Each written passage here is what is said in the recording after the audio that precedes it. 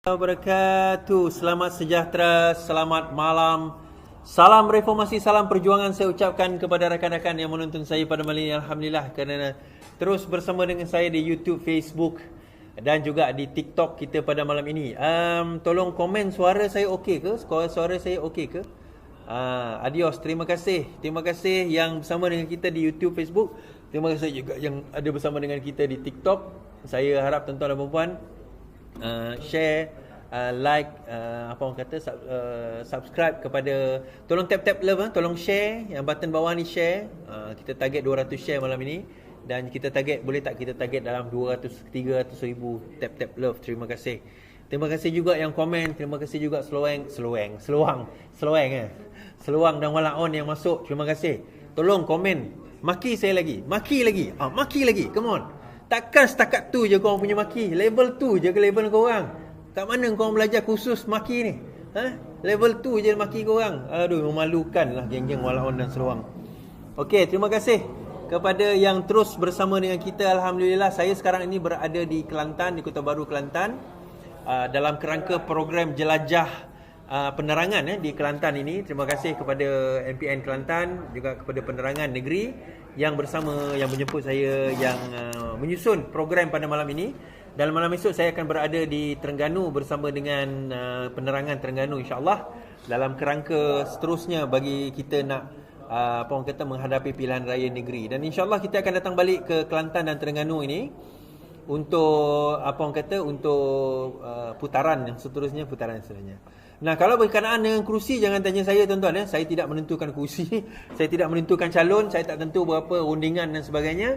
Itu terpulang kepada pimpinan parti, kepada pimpinan apa orang kata, pimpinan JPRP yang akan menentukan calon. Tapi pertemuan tadi dengan boleh slow down sikit belakang. Dengan geng-geng di penerangan tadi, kita nampak bahawa terdapat apa orang kata, positive improvement lah, insya-Allah, dalam penerangan kita dalam kita menghadapi pilihan raya ini, insya-Allah.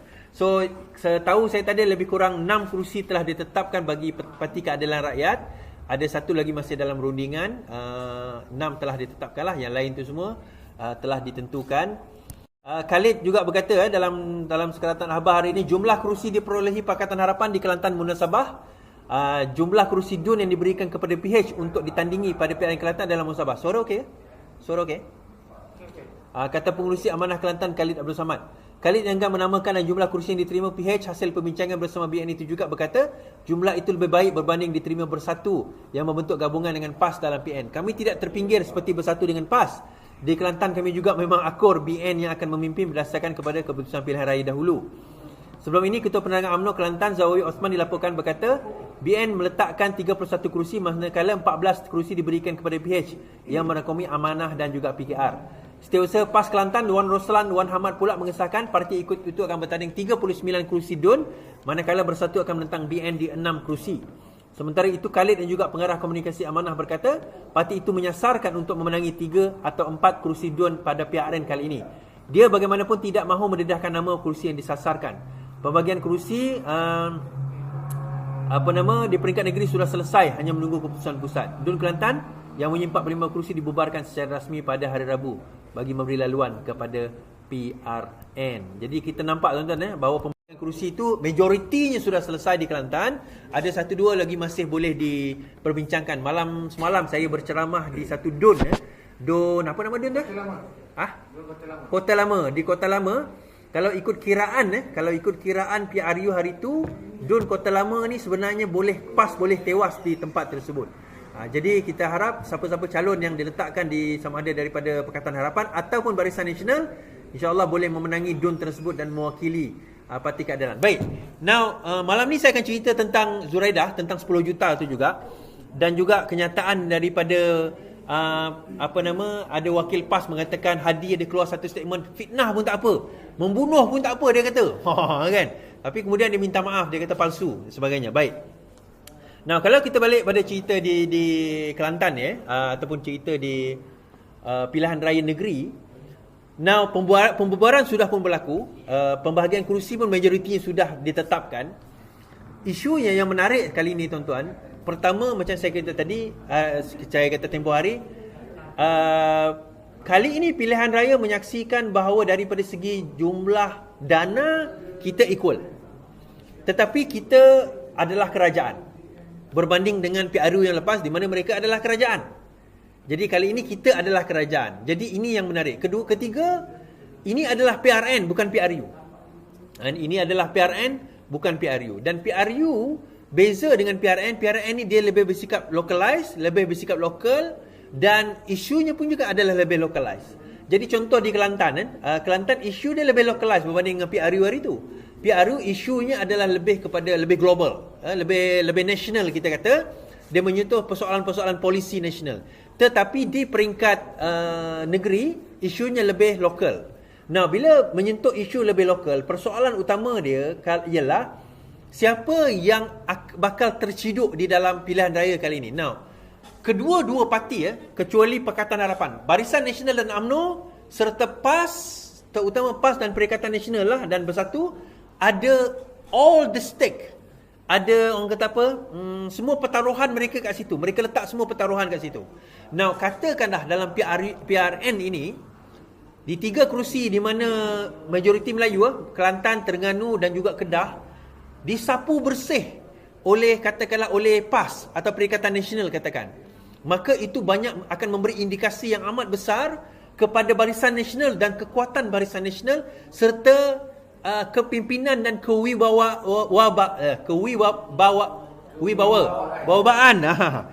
Zahid, aku dah tak boleh sebut dah. Mana ayah aku ni? Okey, sorry ayah saya. Kewibawaan Zahid Hamidi.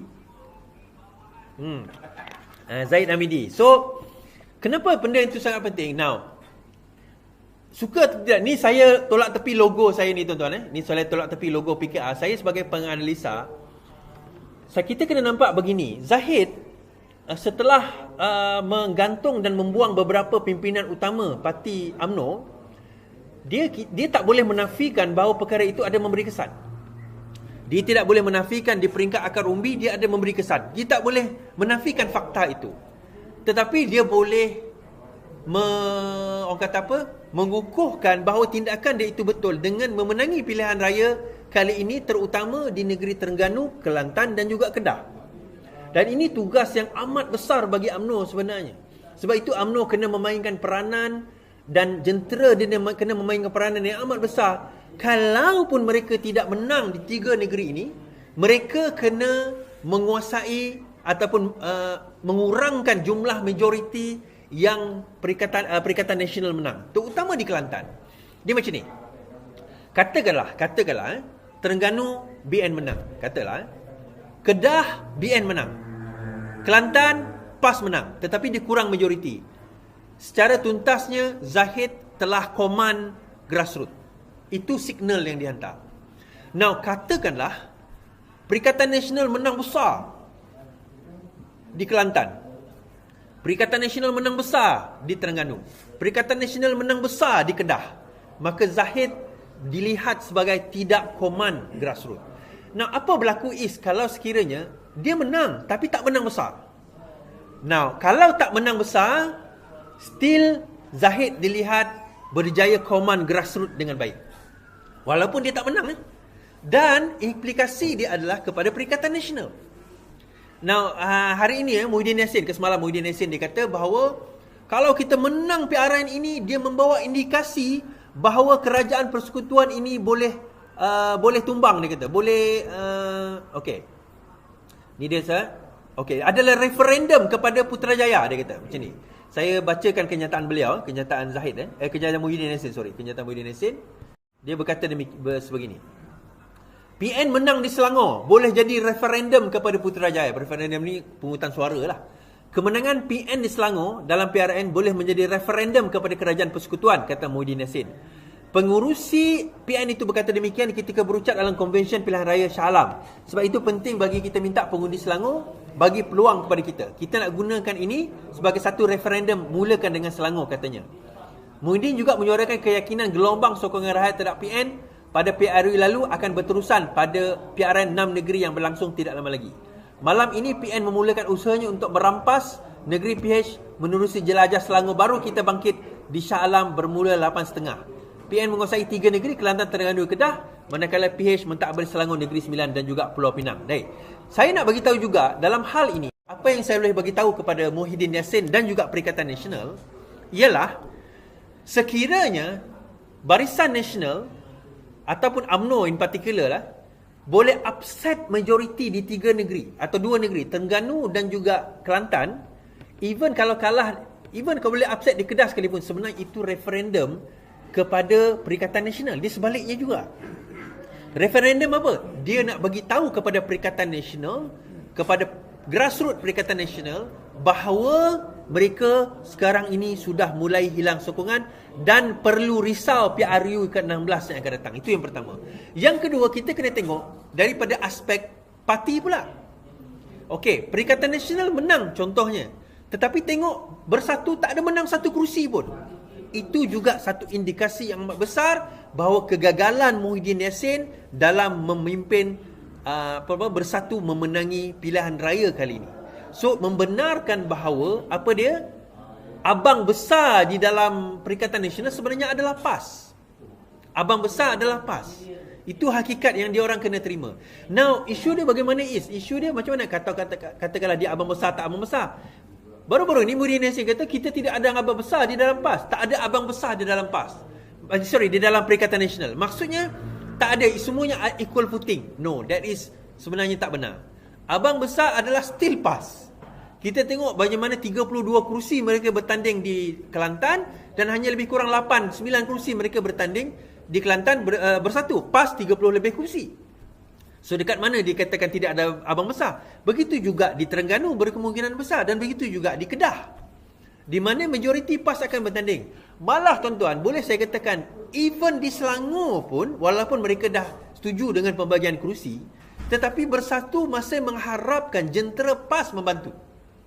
Dan kenaifan jentera PAS ni, mereka tetap membantu demi Islam, dia kata, demi kerana Islam. Kononnya demi kerana Islam, tak apa, kita akan bantu, kita akan tolong, kita akan bantu, kita akan tolong.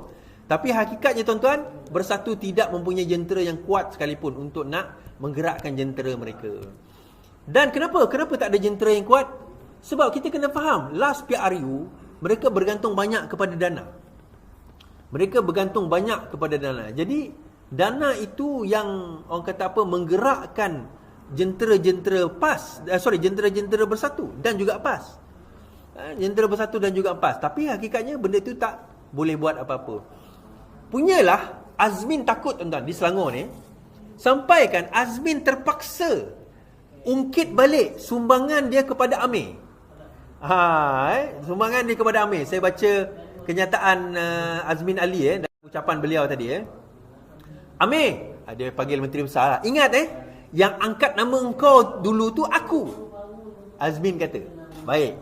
Pengerusi PN Selangor, Muhammad Azmin Ali mendakwa pada asalnya PKR tidak menghantar nama Amiruddin sebagai calon PH menjadi Menteri Besar. Bagaimanapun dakwa Azmin, dia bertanggungjawab mengemukakan nama Adun Sungai Tua itu kepada pihak istana bagi dipilih mengetuai kerajaan negeri. Betul lah dia anak didik aku. Nama dia parti PKR tak serah kepada istana. Amir ingat yang angkat nama engkau tu aku, betul. Ini saya akui Dia macam ni, sekejap lagi saya cerita. Kerana hari ini kamu bersekongkol dengan ... maka kita tidak ada pilihan. Kita PN tak ada pilihan. Tolak PH, UMNO, DAP di Selangor katanya. Okey. Cerita dia macam ni tuan-tuan. Sewaktu Kerajaan Pakatan Harapan menang, yang mengangkat sumpah pada 2018, yang mengangkat PRU ke-14 2018, yang mengangkat sumpah menjadi Menteri Besar asalnya adalah Azmin Ali. Tetapi pada waktu itu dia tak sangka bahawa PH boleh menang federal. Dia tak sangka. Yang kata boleh menang ni Rafizi je. Yang lain semua kata kalah, termasuklah pengkaji-pengkaji yang diupah oleh Azmin. Kata kalah. That's why dia jadi Menteri Besar. Bila menang, apa yang berlaku? Dia terus jumpa Mahathir, dia terus minta jawatan yang tertinggi. So Mahathir kena mewujudkan satu jawatan Menteri Ekonomi khas untuk dia. Takkanlah orang lain naik di atas federal, dia tiba-tiba masih lagi di peringkat negeri kan. So dia naik.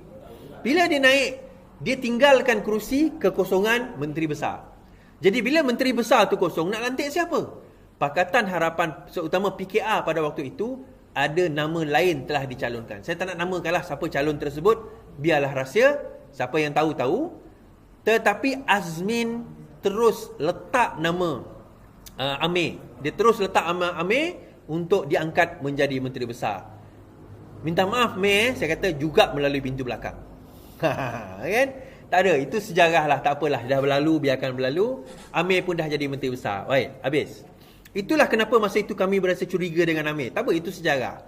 Akhirnya Amir mentadbir dengan baik, Selangor ditadbir dengan baik dan sebagainya. Itu semua kita terima hakikat tersebut dan kita akui pentadbiran Amir ni sangat baik. Adalah kelemahan situ sini, tetapi secara umum kita boleh terima sebagai baik. Hari ini dia ungkit. Dia kata, Amir, kamu tahu tak, akulah dulu yang angkat kamu. Tuan-tuan, saya nak beritahu. Azmin, tahukah kamu, Amir lah yang dulu kalahkan kamu. Dekat mana? Dekat Gombak. Kan? Sekarang ini anak murid sudah melepasi tok guru dia. Sekarang ini yang dulu letakkan Amir kat situ kamu. Sekarang ini Amir sudah mulai sedar bahawa inilah perjuangan yang sebenar dan dia bersama dengan perjuangan yang betul. Perjuangan yang sebenar inilah dia. Dan dia tolak kamu sebagai pengkhianat. Dan dalam pengkhianatan ini tuan-tuan, menyebabkan Zuraidah telah disaman 10 juta. Kita pun tahu cerita tu kan. Zuraidah disaman 10 juta tuan-tuan. 10 juta tak tahu pun Is. Okey, dia macam ni. Pada PRU yang lepas, kita belajar daripada tahun 2009. Apa yang berlaku 2009 adalah pada masa itu, ingat tak kerajaan Perak tumbang? Okey, 3 adun Perak lompat masuk ke dalam BN masa tu. Kerajaan Perak tumbang. So daripada situ 2009 2008 punya pilihan raya, kita sedar 2013 tak menang Perak lah. Tapi masuk PRU ke 2018, kita sedar bahawa kena tanda tangan. Isunya adalah pada masa itu belum ada Akta Anti Lompat Parti. Dan kita tak boleh paksa orang sign dan jatuh dia punya kerusi kalau dia lompat parti. Sebab tak ada undang-undang, tak ada perlembagaan. So kita kalah kat situ. So apa yang Parti Keadilan buat, ini bijak lawyer masa tu William Leong kalau tersilap saya yang buat perjanjian, saya tak ingat siapa. Bijaknya dia, dia kata macam ni, kita buat bond, kamu guna logo. Dia macam apa orang kata influencer lah ataupun selebriti lah. Kalau dia bawa satu logo, satu brand, dia tak boleh bawa brand lain dalam satu tempoh. Kalau dia bawa brand lain, dia boleh kena saman sebagai pecah kontrak, melanggar kontrak. Jadi dia bukan saman kalau lompat erti kata jatuh, tak. Erti kata dia pegang logo ni sampai 5 tahun atau sampai habis tempoh itu, maka kalau dah diubah, habislah bond tersebut. So bond itu, kontrak itu dalam tempoh yang dibenarkan, yang pilihan raya itu. Kalau sekiranya mereka melanggar kontrak itu, maka mereka boleh disaman dengan saman 10 juta. Akhirnya ada 11 orang pada peringkat awal yang melompat. Ada yang kata Larry Seng melompat Is. Larry Seng tak sign agreement tu sebab dia bukan daripada keadilan. Dia daripada bebas masuk keadilan. Now Xavier on the other hand, yes. Xavier dia lompat kemudian. Kemudian ada seorang dia sebut Sungai Besar. Tapi ada Sungai Besar, don't think so lah. Saya tak tahulah. Bukan, saudara belah yang tu, yang Pahang. Okey, tak apa. So, akhirnya dia yang disaman dahulu Zuraidah. Ramai orang tanya, bila Is, bila nak saman? So, dia mulakan dengan Zuraidah dahulu.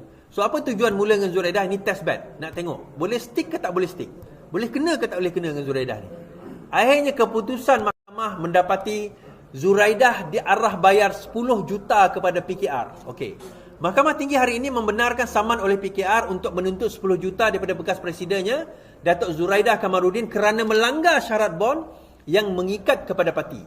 Datuk Athiar Tahir membuat keputusan setelah mendapati hujahan Zuraidah bahawa bond itu ditandatangani atas alasan dipaksa adalah tidak berasas. Mahkamah juga memerintah Zuraidah membayar RM50,000 kepada PKR sebagai kos. Bukti menunjukkan Zuraidah mendanai bond itu dengan pengetahuan penuh mengenai kandungannya. Zuraidah menandatangani secara sukarela kerana mahu bertanding. Peguam Muhammad Nizamuddin Hamid dan Nafprih Singh masing-masing mewakili Zuraidah serta PKR. Nizam lawyer Nizam. 10 juta. PKR memfailkan writ saman dan pernyataan tuntutan pada 28 September melalui Setiausaha Agungnya Datuk Saifuddin. Menerusi saman itu, PKR mendakwa Zuraidah bersetuju membayar parti sejumlah 10 juta selewat-lewatnya 7 hari. Sekiranya berlaku beberapa perkara setelah memenangi pilihan raya atas tiketnya, seperti meletak jawatan atau bergabung dengan pihak lain atau menjadi wakil bebas. Pada 24 Februari, Zuraidah dalam satu kenyataan bersama 10 ahli PKR yang lain mengumumkan peletakan jawatan namun kekal sebagai ahli Parlimen Ampang. Okey, PKR turut menuntut Zuraidah membayar 12,49,459 ringgit dan 20 sen mengikut Seksyen 71 Akta Kontrak, iaitu faedah 5% setahun, kos dan relief lain yang difikirkan sesuai oleh mahkamah. Akta berkata dakwaan Zuraidah bahawa 10 juta adalah tidak seimbang dengan jumlah dibelanjakan untuk pencalonan juga tidak berasas. Defendant sendiri mengakui bahawa pelanti membelanjakan jumlah melebihi 10 juta untuk pencalonan. Ini adalah pengakuan jelas di pihak defendant bahawa dia tidak boleh menarik balik. Baik. Dalam kes ini, kenapa 10 juta di 12 juta? Itu termasuk interest, termasuk cost. Dalam kes itu, apa yang berlaku tuan-tuan? Ialah Zuraidah dah tanda tangan dah setuju dengan bond. Dia punya defend, ini lawak ni, defend ni, saya dah pernah baca. Dia punya defend, dia kata apa? Dia telah dipaksa tanda tangan. Dia dipaksa tanda tangan. Masa kau menang dapat jawatan menteri tu, ada orang paksa kau ambil jadi tuan menteri? Tak ada kan? Ya, tiba-tiba bila nak kena hukuman, saya kena paksa. Habis dah menang dah dapat jawatan menteri, tak ada pula orang kata kau paksa. Kan? Saya kata tuan-tuan, pengkhianat akan dikhianati. Pengkhianat tak akan boleh tidur dengan kedua-dua matanya tertutup. Kan saya dah cakap. So akhirnya kena bayar. Tetapi Azmin kata apa hari ni? Azmin kata apa? Belum habis lagi. Tak habis lagi tu. Okey, saya bacakan kenyataan beliau. Dia kata, keputusan tuntutan 10 juta terhadap Zuraidah belum muktamad. Keputusan Mahkamah Tinggi yang membenarkan keadilan menuntut 10 juta masih belum muktamad, kata Azmin. Pengurusi Perikatan Nasional Azmin berkata ini kerana bekas Naib Presiden mempunyai hak dalam perlembagaan untuk membuat rayuan di mahkamah. Betul. Jadi kita jangan gelojoh sangat mendahului keputusan mahkamah. Ada 2 lagi peringkat untuk membuat hukuman rayuan. Tapi saya cerita terus terang lah. Dia macam ni. The case is as clear as the sun pada hari di mana tidak ada awan. Okey? Kes itu secerah matahari pada hari yang tidak ada awan. Dan defend yang dia guna, dia kena paksa. Dia guna defend kena paksa. Itu masalah dia. Nah, ada orang kata, nanti kalau dia merayu, nanti jumlah itu dikurangkan. Dia tak ada jumlah kurang, tuan-tuan. Dia sama ada dibebas, maksudnya tak didapati bersalah, tak payah bayar apa-apa, atau dia kena bayar 10 juta. Ini bukan defamation. Boleh kurang-kurang jumlah sebagainya, tak ada. Sebab pertikaian itu bukan pada jumlah. Pertikaian itu kepada kesahihan, the validity of the contract. Kevalitan, kesahan kontrak itu. Keabsahan, kesahan atau keabsahan kontrak itu. Sebab dia kata dia kena paksa, duress. Now, dalam kontrak, kalau kita belajar law for contract kan, salah satu elemen yang boleh menyebabkan kontrak itu batal adalah kalau ada paksaan ataupun ada duress. Ini dipanggil duress atau paksaan. Nah, paksaan ini kenalah dibuktikan oleh siapa? Oleh orang yang mengatakan ada kena paksa. So, paksaan ni contohlah ada kat kepala ke, ugutan ke, apa ke, dia kena buktikan. So, macam mana dia kata dia dipaksa, sedangkan dia tak boleh buktikan bahawa dia dipaksa. Kalau dia merayu sekalipun, dia nak merayu atas merit apa? Yang merit pasal dia kena paksa tadi tu? Tak boleh. So, merit paksa itu dah tak boleh nak pakai. So, kalau dia merayu 2-3 kali sekalipun, akhirnya rayuan itu akan, orang kata apa, akan, apa orang kata, susah nak menang. Even rayuan sekalipun susah nak menang. Jadi bagi saya Zuraidah, jimatkanlah duit itu. Tak payahlah nak pergi merayu, bayar je lah. Now, timbul persoalan. Kalau dia tak mampu bayar, macam mana Kalau dia tak mampu bayar, maka petition bankrupt boleh dibuat oleh Parti Keadilan Rakyat terhadap Zuraidah dan harta-hartanya boleh disita untuk melunaskan 10 juta tersebut. Harta-harta ni, semua harta. Harta isbit di dalam negara, harta isbit di luar negara, semua. Untuk melangsaikan 10 juta sehingga cukup 10 juta. Okey, katakanlah dia langsai 8 juta je dapat harta dia. Semua dah jual ni. tinggal 2 juta lagi tak boleh. So macam mana Is? Tetap bankrupt. Kenapa? Minimum untuk bankrupt dalam negara kita 100,000. Dah lah harta tak ada, bankrupt lagi tu, habis. Akhirnya, kan? So, tuan-tuan dan puan, jadi ke mana Zuraidah lepas ni? Baik, katakanlah dia berjaya bayar. Dia berjaya bayar 10 juta. Timbul satu persoalan. Dia dapat duit di mana? LHDN boleh masuk, SPRM boleh masuk. Kena soal siasat. Tuan-tuan, di kiri kena, di kanan kena, di kiri pusing luka, di kanan pusing luka, undur ke belakang kena cucuk, pergi ke depan kena cucuk, semua kena. Baik, timbul satu persoalan lagi. Is Azmin macam mana? Ada 11 orang Actually Xavier 12 lah. Kalau Xavier, masuk Xavier 12 lah kan. Azmin kalau ikut kata Rafizi, dia tak sign dokumen tu. Yang lain sign, tapi Azmin tak sign. Now, berkemungkinan PKR akan kejar yang sign dulu lah. Yang sign tu, siapa yang sign? Baru Bian sign, Willy Mongin sign, Jonathan Yassin sign, Saifuddin Abdullah sign, Rashid Hasnun sign, KJ bukan Khairi Kamarudin Jaafar sign. Siapa lagi dalam tu? Ada lagi lah muka-muka yang ada, saya pun tak ingat muka-muka dia orang. Azmin Zuraidah, ada lagi yang lain tu sign. Baik. Sorry, Azmin tak sign. Yang lain tu kejar dulu. Saman akan keluar. Dan dia orang tak perlu bagi mahkamah dah tuan-tuan. Yang ni saman je, surat saman je. Hantar LOD, letter of demand je. Hantar LOD je cukup, tak payah bagi mahkamah dah. Sebab dah ada kes, dah ada duluan. Now Azmin mungkin akan last. Kenapa? Now Azmin masa dia tak sign, dia kata apa? Takkanlah aku nak khianat. Ada orang percaya tu. Masa tu lah orang parti masih percaya kat dia kan. Aku cakap korang tak nak percaya Tuan Lazif. Masa tu kita juga kena maki masa tu Kita juga kena maki. Kita kata jangan percaya, kita juga kena maki. Tapi tak apalah, biar yang lalu biarkan berlalu lah. Baik. Isu dia, adakah Azmin boleh disaman? Now, ini saya tak panggil long shot, tetapi hakikat dia kalau ikut law of contract, Azmin boleh kena saman. Azmin sebenarnya boleh kena saman walaupun dia tak sign, asalkan boleh bawa saksi bahawa secara verbalnya dia setuju. Di Malaysia, law of contract berdasarkan kepada law of contract walaupun tidak bertulis tapi secara verbal dengan saksi masih boleh dijadikan sandaran untuk nak saman.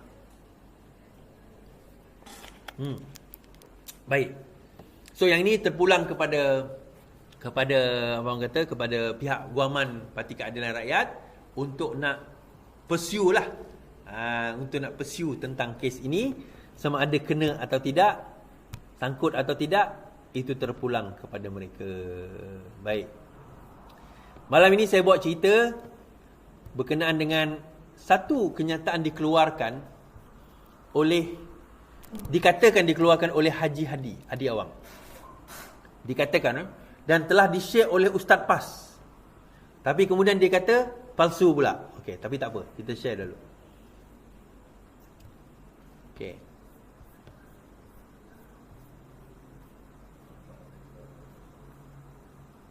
Ini kita nak tunjuk bahayanya golongan-golongan pentaksub agama ni, tuan-tuan.